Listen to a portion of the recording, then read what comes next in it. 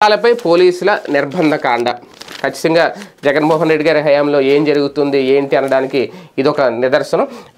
ఓవరాల్గా చూసుకుంటే మొన్నటి వరకు వీళ్ళు ఎవరు అంగన్వాడీలు ఏం చేశారు, వాళ్ళ డిమాండ్లు ఏంటి అనేది ఇప్పుడు ఆశా వర్కర్లు, హెల్త్ వర్కర్లు ఇలా ఒకరి తర్వాత ఒకరు రోడ్డు ఎక్కడం, నినాదాలు చేయడం ఇదే జరుగుతుంది. ఇక నెక్స్ట్ ఆస్తి పన్నుపై 5% అదనపు బాధుడు. ఇది కూడా నిజంగా అందరికీ ఒక పిడుగులాంటి వార్తను అనుకోవాలి. ఇది చదివితే కనుక 4వ రాష్ట్ర ఆర్థిక సంఘం సిఫార్సుల్లో కొన్నిటికి ప్రభుత్వ ఆమోదం.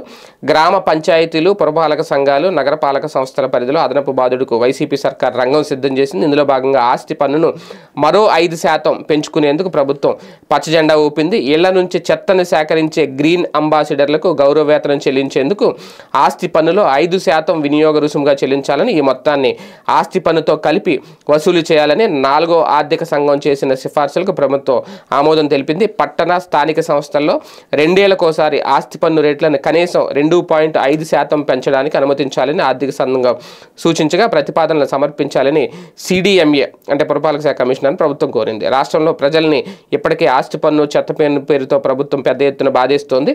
రాష్ట్ర ఆర్థిక సంఘం సిఫార్సులను ఆమోదించడం ద్వారా ఆ పేరుతో మరింత పిండుకునేందుకు ప్రభుత్వం సిద్ధమైంది. ప్రభుత్వం ఏం చేసినా తప్పే కాబట్టి ఇప్పుడు ఆస్తి పన్ను మీద 5% పెంచితే ఖచ్చితంగా అది అదనపు బాధుడే. అది ఇబ్బందికర పరిస్థితి. కాకపోతే కామన్గా ఈ ఆస్తి పన్ను పెంపులు ఇవన్నీ రొటీన్గా జరుగుతూనే ఉంటాయి. అది గత ప్రభుత్వ హయాంలో జరిగిన వాటిని ఎప్పుడు ఎంతగా ఫోకస్ చేయలేదు. జగన్మోహన్ రెడ్డి గారు ఏం చేసినా తప్పే కాబట్టి ఇది పెద్ద బాధుడు. ఇంక జనానికి భూతద్దంలో చూపించే ప్రయత్నం.